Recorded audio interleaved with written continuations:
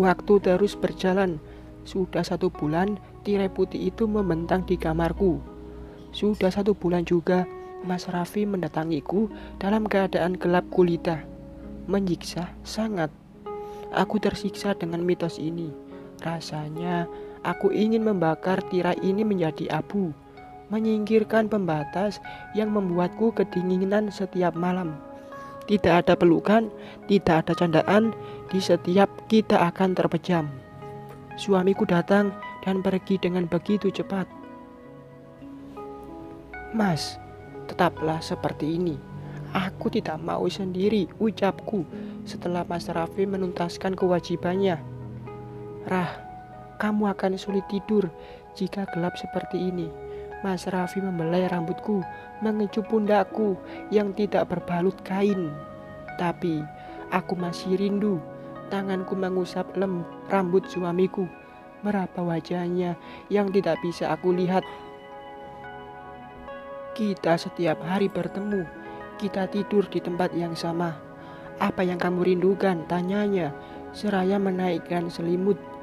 Wajah ini yang aku rindukan. Kamu harus tahu, Mas, aku tersiksa dengan semua ini. Ayo, kita akhiri kegilaan ini, Mas. Belum waktunya, Rah.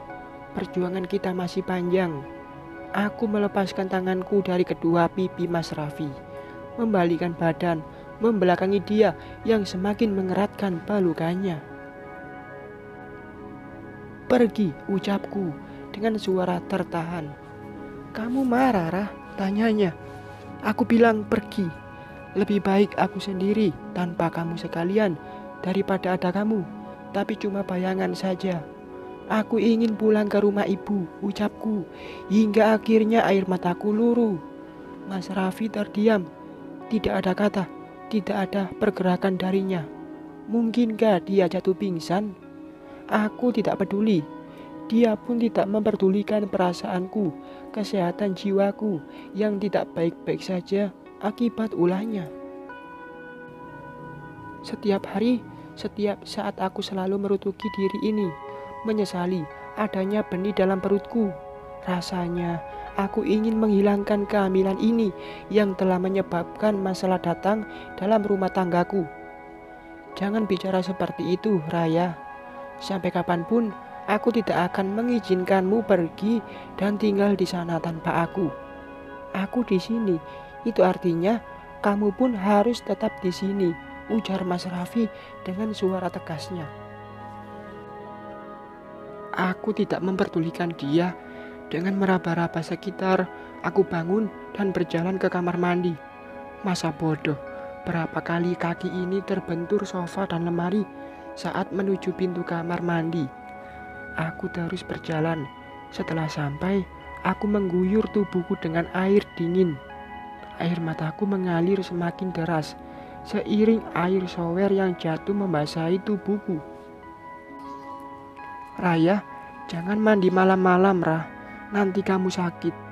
Mas Raffi menggedor pintu seraya berteriak. Aku tidak mengindahkan ucapannya.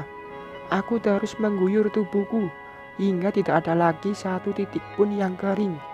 Setelah selesai, aku keluar dengan handuk yang melilit tubuhku. Kamar kembali terang. Mas Raffi sudah kembali ke tempatnya. Aku tersenyum kejut menyadari harapanku tidak sesuai dengan kenyataan. Aku mengira Mas Raffi akan mengakhiri semuanya setelah pertengkaran kami tadi. Namun nyatanya dia masih kekeh mempertahankan mitos itu. Jangan bertindak semaumu, Rah. Ingat, di dalam perutmu ada anakku. Cobalah berpikir dewasa. Aku melakukan ini bukan untuk diriku sendiri, tapi untuk anakku, untukmu juga. Aku tidak yakin jika kamu akan kuat dan bisa menerima cemoohan orang lain jika nantinya anakmu buruk rupa sepertiku. Nafasku terengah mendengar ucapan pria itu. Namun aku tahan. Aku tidak ingin buang-buang tenaga dengan terus bertengkar dengannya. Aku sudah lelah akibat menangis di dalam kamar mandi tadi. Jika kamu berpikir Aku tidak tersiksa karena ini. Kamu salah, Rah. Aku sungguh tersiksa, tapi aku tidak ingin mengeluh. Aku akan berusaha sebisaku agar keturunanku tidak malu dengan wajah seperti ini. Tuturnya lagi tanpa aku suruh. Tidak aku pedulikan, dia yang terus meracau. Aku memilih merebahkan diri dan berusaha untuk memejamkan mata. Meskipun memang sulit, aku hanya meringkuk dengan linangan air mata. Sesekali aku meremas perutku dengan harapan kehidupan di dalam sana pergi tanpa meninggal jejak. Astagfirullahalazim, liriku seraya mengusap perut. Bersambung.